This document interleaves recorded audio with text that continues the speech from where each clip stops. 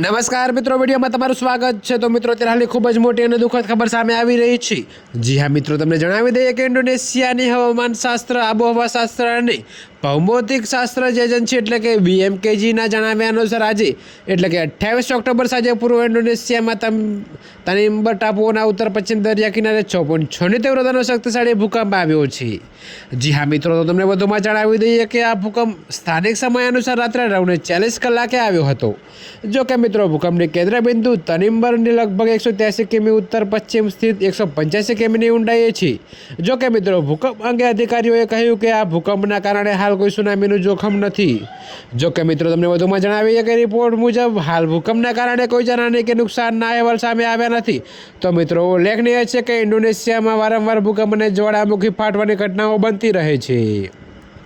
તો મિત્રો, અત્યારે હાલ માટે આટલું જ। મળીશું નવી અપડેટ સાથે। અને જો તમને અમારા વિડીયો પસંદ આવતા હોય તો વિડીયોને લાઇક, કોમેન્ટ, શેર અને અમારી ચેનલને સબસ્ક્રાઈબ કરવાનું ભૂલતા નહીં મિત્રો।